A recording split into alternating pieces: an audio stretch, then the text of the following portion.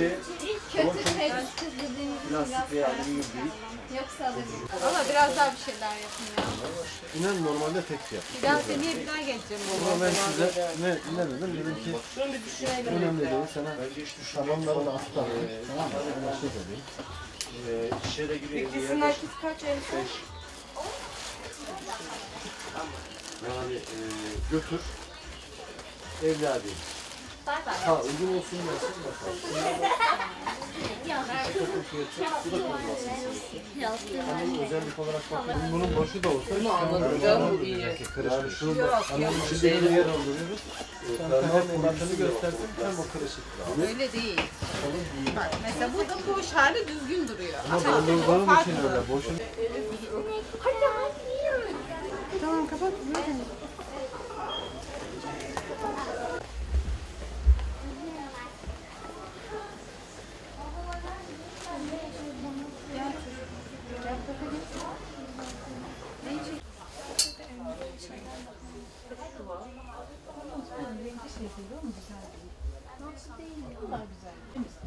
Alo, nasıl olur da?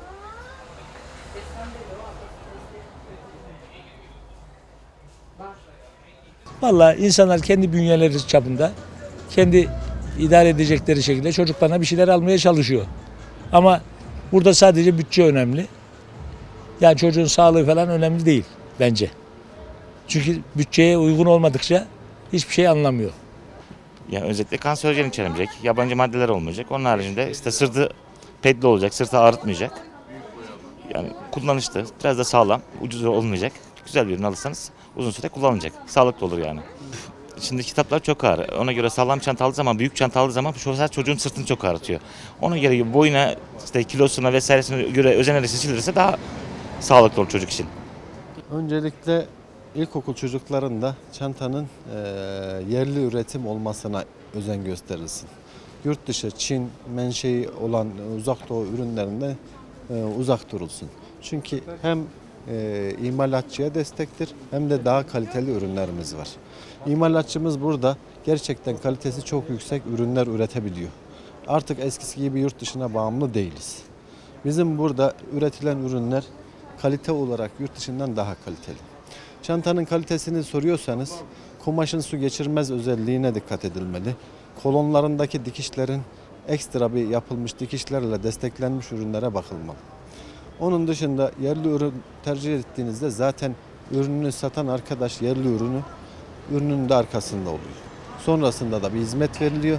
Ürünün kalitesinde, fermuarında, astarında bir sorun olduğunda kendi atölyesinden üretildiği için ona yardımcı da olabiliyor. Ergonomik diye birçok piyasada ürünler var. Bunlar çok şey değil.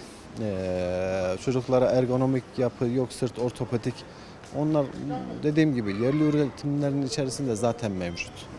O çocuğun fiziksel özellikleriyle ilgili sadece okulda ağır eşya yüklenmemesi daha çok bizim tavsiyemiz.